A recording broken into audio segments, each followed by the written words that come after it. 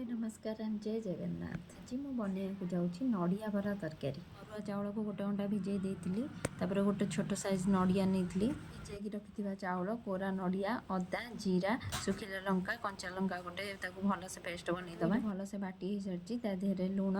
हलदी लंका गुंड देकी भलसे गोल नवा तावे किसी तेल गरम करके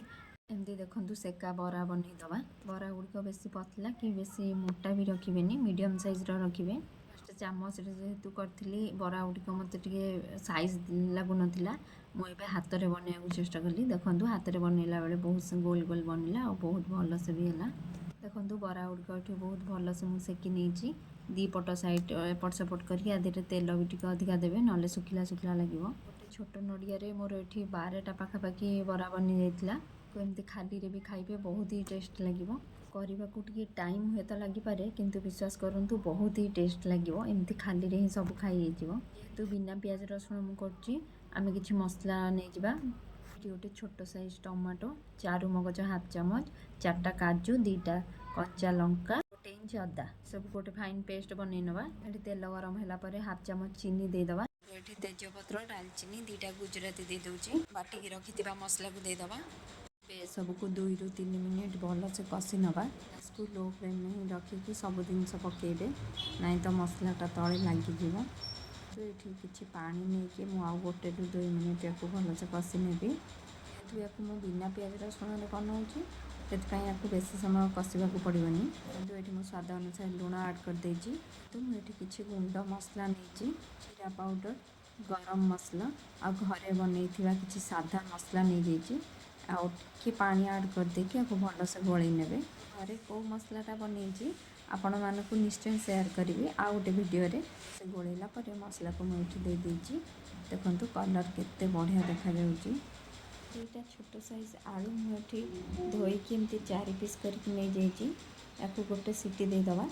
आलू ये सीझीगला मुझे चोपा छड़े नहीं कि गोटे मसला दे देदेजी 1 मिनिट तक भाजीदबा भल से मसला ये आलू को बेसी भी सीझेनी अधा अधी 80% सीझी जाइए ये आलू को फास्ट रू तेल रे भाजिकी सीझेकी भी नहीं पारे जेहेतु टिके टाइम लगे से मो प्रेसर रे गोटे सीटी दे देती मैंने ये आलू को स्किप भी करेंगे जेहेतु मत आलू पसंद से मुझे 2टा ही आलू नहीं देती नड़िया बरा तरकारी भी करेंगे बहुत ही टेस्ट लगे किंतु आलू और मसला ये भल से कषि सारे आ कलर भी देखिपे केते बढ़िया देखा मानक जी भी झोल दरकार आपण मैंने देखिकी पानी देवे मुझे गोटे ग्लास उपर पानी दे देती भल से गोलई नवा गोलई नहीं कि आम ए फुटापी छाड़ीदे 5 मिनिट पूरा फुटापी छाड़ीदे 5 मिनिट पर देखो ये तरकारी केते भल से फुटुची गुड़िक भी आमर ये आउ टे सीझीज तो मुझे एतिक ही झोल रखुची कहीं बरा गुड़िक पड़ा तरकारी बहुत ग्रेवी हो तरकारी बंद कर 5 मिनिट पर ही मु बरा गुड़िक पकाउची कहीं तरकारी गरम थी पकईले बरा गुड़िक फिटी जबार भी चान्स अच्छी तो मुझे 6 ରୁ 7टा बरा पकई नहीं देखो केते सुंदर देखा तरकारी हल्का टे गोलई ने पूरा 10 ରୁ 15 मिनिट एमती घोड़े छाड़ी ने सर्व करेंगे किसी बरा मुझे रखी खाली खावाई किंतु पूरा पूरी 15 मिनिट पर मुझे एमती प्लेट को काढ़ी नहीं मानक जदि मो वीडियो भल लगुव प्लीज़ सब्सक्राइब निहाती करेंगे थैंक यू।